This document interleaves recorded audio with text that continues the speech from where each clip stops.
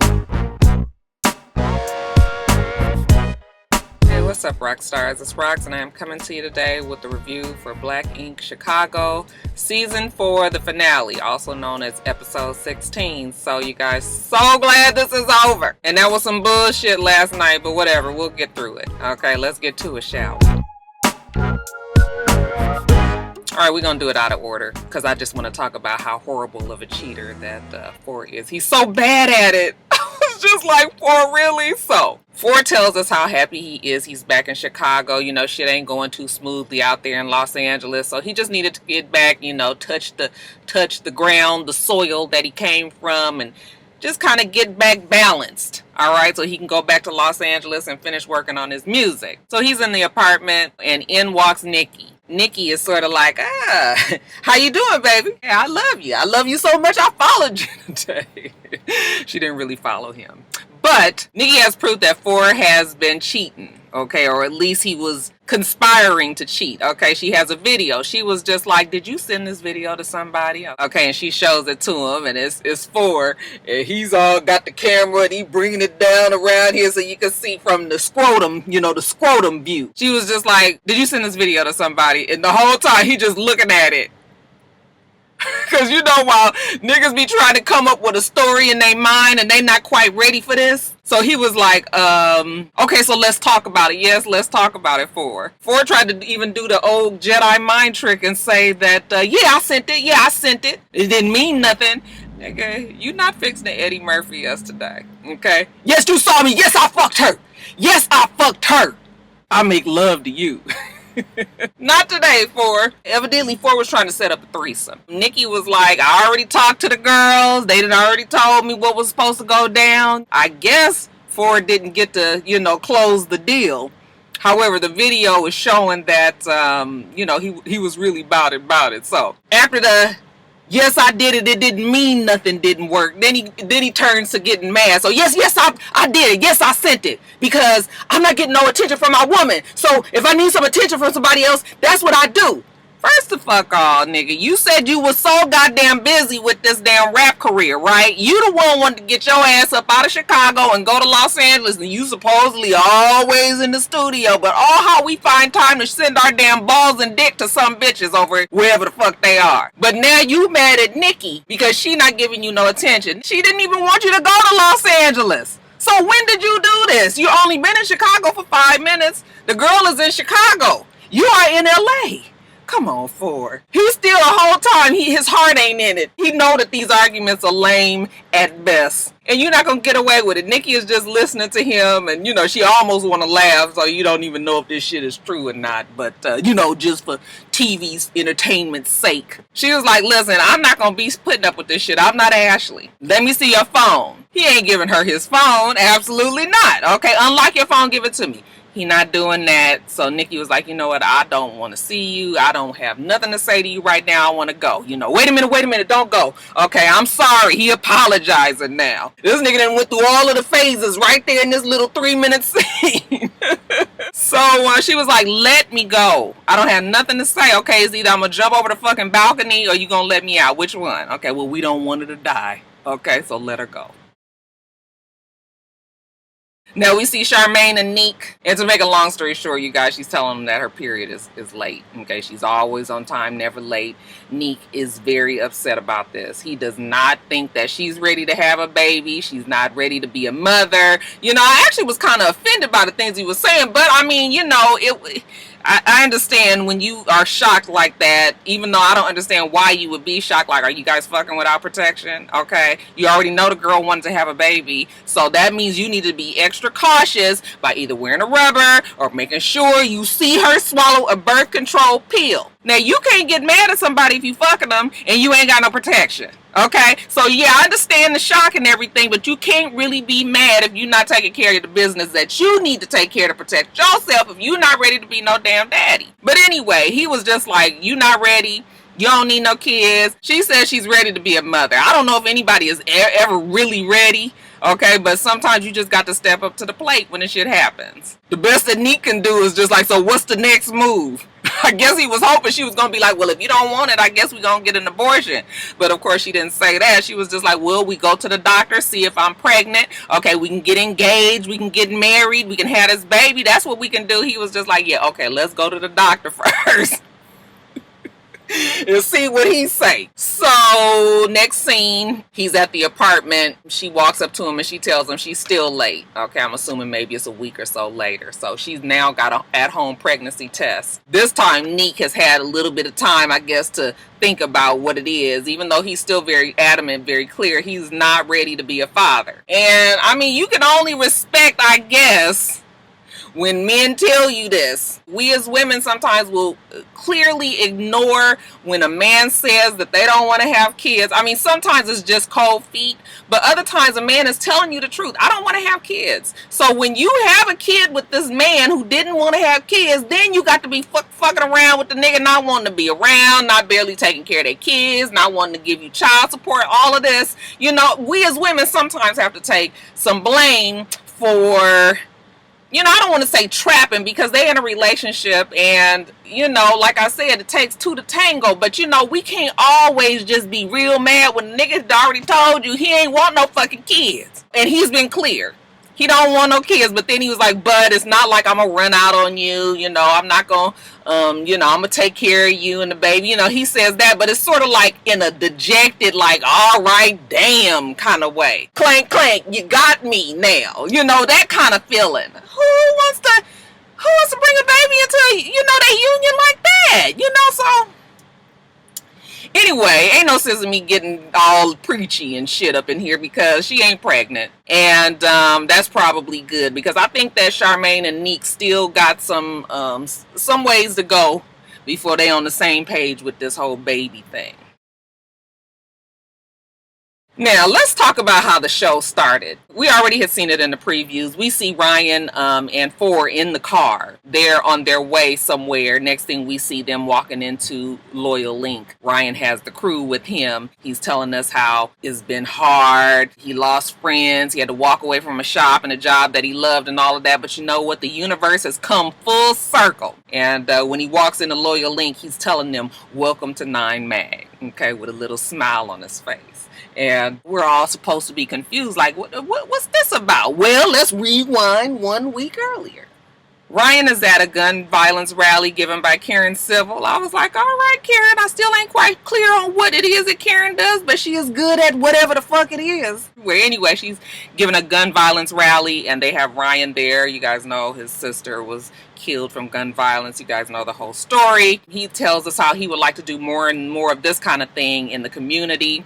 He's talked about it on his Instagram, how he'd be embarrassed by the way they be acting on the show sometime. He's supposed to be trying to be this role model for the youth, and they be acting a fucking fool on the damn show, you know. So he's trying to show himself in a better light, I guess, you know, him talking to the youth about the things that he's been through, his sister, his family, all of that. Okay, trying to be a pillar of the community. In the meantime, Charmaine goes back to the shop. You know, of course ain't nobody doing shit, because what do they do in there? Okay, we got Van and Don and Cobra, you know, displaying their Nerf tactics, shooting each other up with their little Nerf guns and, you know, all of that. Yay, fun, fun, fun. Charmaine comes in there and tells him how she went to go talk to Ryan because she wants to leave all the negative bullshit in the past. And, you know, of course, Van is mad. Why would you do that? You already know he don't want to do that. He only think about himself. When are you guys ever going to realize that? Did he say he want to leave the negative in the past? Nope.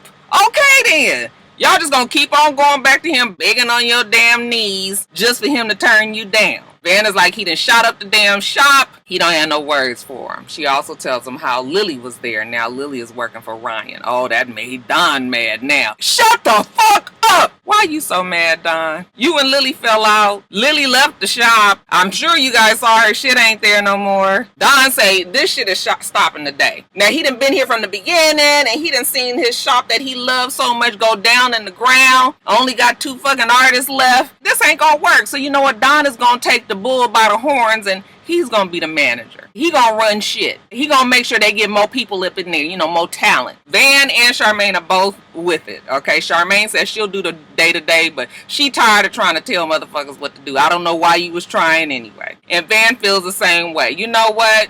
I done tried to step in where Ryan left everybody, and Van is stressed the fuck out too. Hell, Van just want a tattoo. So Don says he got this. Don't y'all worry about it. He the new manager of Loyal Link, and he's figuring he'll have a hiring party to hire new artists. I said, they gonna always wrap something around a fucking party, aren't they? That's why the fuck they where they are now. If y'all ass would stop drinking and having a good damn time and take care of some business, you wouldn't be in this place right now. But anyway, Tone Capone is Charmaine's co-worker. You know, he works at the radio station. He has the morning show, I believe. She has had Tone Capone come into the shop because she wants to use him, so to speak, to bring even bigger clientele into their shop. So Tone Capone comes in there. Van is going to be doing his tattoo. Well, what are we going to get?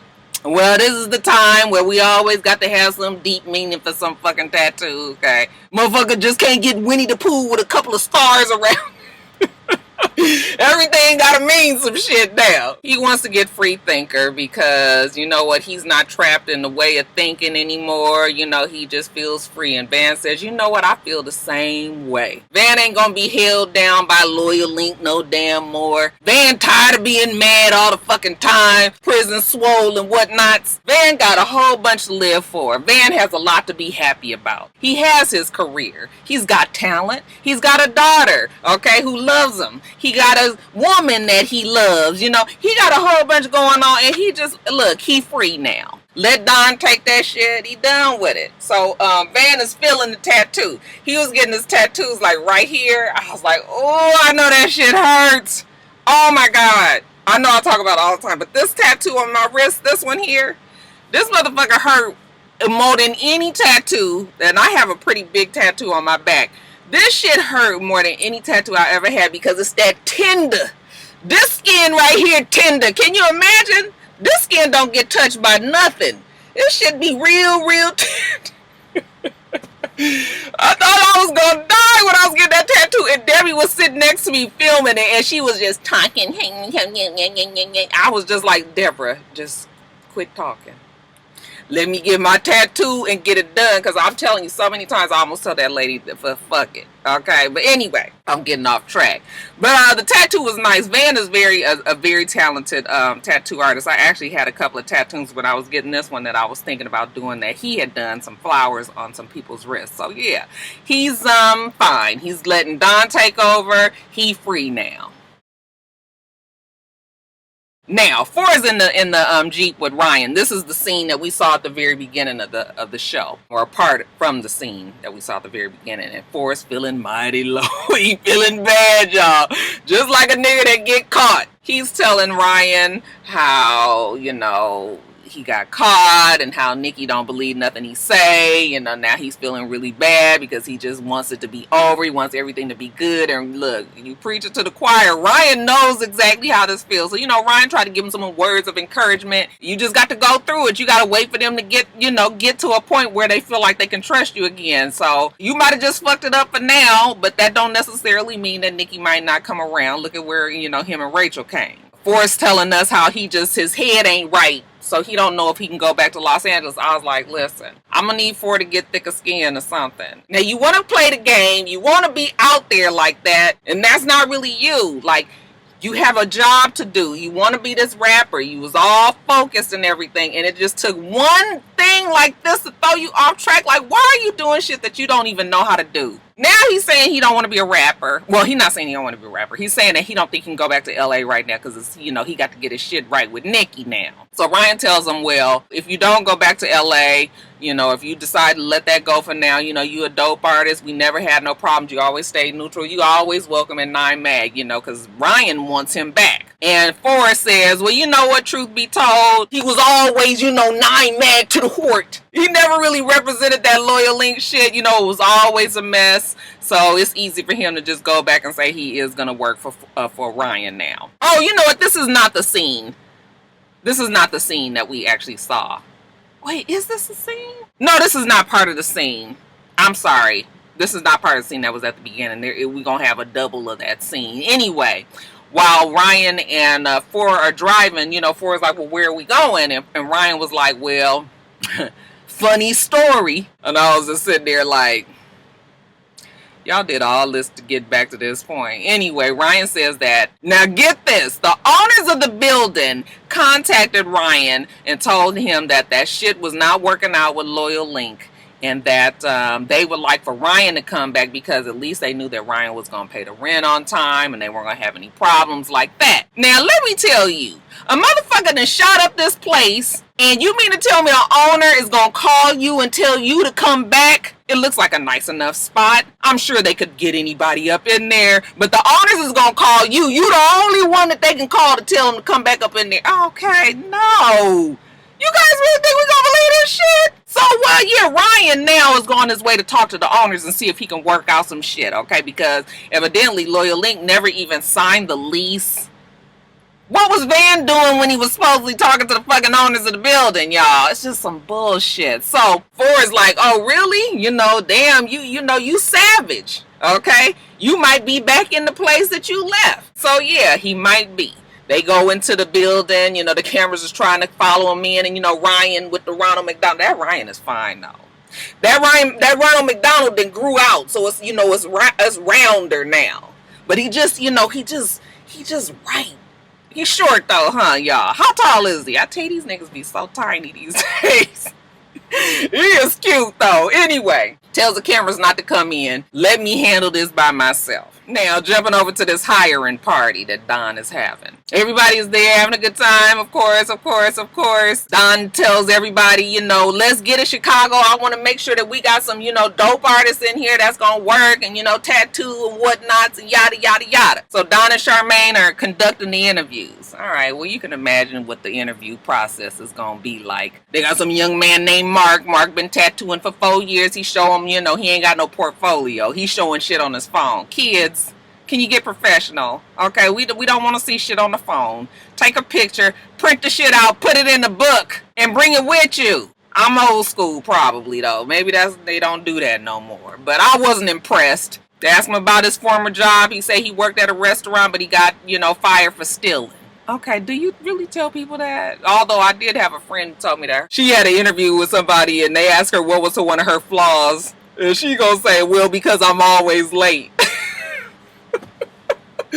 Mamas and daddies, please prepare your kids for these interviews before they go out there and say some stupid shit like that. Okay, so Mark probably ain't gonna be in. Then they interview this other chick. She's a piercer. And something wrong with her. She off. You know, she wanna pierce Don's scrotum. Yeah, no. So while they back there with the interview process, we see Ryan and where we going? We pulling up at the shop. Just so happen to be pulling up on the day that they having this hiring party. So there's a whole bunch of people there, and Ryan and Forrest coming in, you know, and they got they crew, 9 Mag, and they walk in the door, and everybody is looking like, what the fuck is going on here? Don comes out while it's all this talking and yum, and everybody looking around and trying to figure out what the fuck is going on. You know, Ryan got this smug look on his face like, hey, y'all, what's up? Don trying to get everybody's attention, he goes and slams the door. Okay, like, excuse me, this is Loyal Link, why the fuck are you guys here? Well, Ryan tells him how he talked to the owners, and the owner said that you guys, you know, was terrible tenants and that you wasn't paying rent and you didn't have no lease. That Loyal Link shit is dead in the water. That means that Ryan has taken over the lease of this building, and yeah, Ryan is gonna have 2 shops now. Van is pissed. He just gonna come up in here and think he gonna take the fuck over. Yes, that looks like that's what the script says, Van. Lily walks in and she's smug too. She says that she and Cobra was the only ones that was, you know, tattooing around there. So now she's back. I guess, you know, she...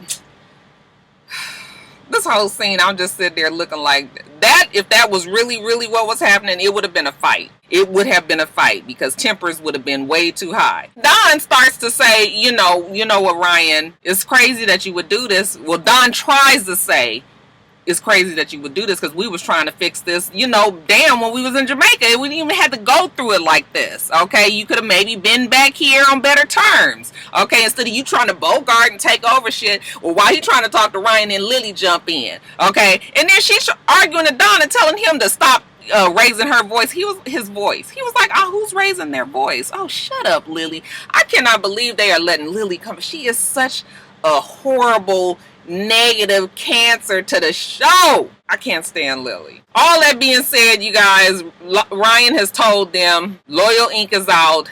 Welcome to 9mag. Okay, and he just is smiling. He just is smug. And everybody is looking around, trying to figure out what's going on. You got about 52 people going to be working in the fucking shop. Where all these people going to be working? Van is already like, fuck that. He ain't about to be working for Ryan again. I'm thinking to myself, like, is 9mag the only tattoo shop in Chicago? Isn't there way many other places that you can go work? Why do you guys all feel like you need to be working under this damn roof? I know it's for the show, but I'm just saying, Don is mad at 4, and 4 was kind of fucked up for not at least telling Don. Don was like, you just gonna come walking up in here with Ryan, okay, smiling like the Cheshire Cat, and didn't even tell me nothing. 4 was like, well, I just found out last night. So the fuck what? When you got home, why you couldn't call me at least? So yeah, now they might be even though they brothers, so it ain't gonna be nothing. But you know, they gonna try to make something of it for the next season. But you know, Ryan, when he goes out and he got a few of his workers with him, he was like, you know, they ain't gonna never crush 9mag, okay?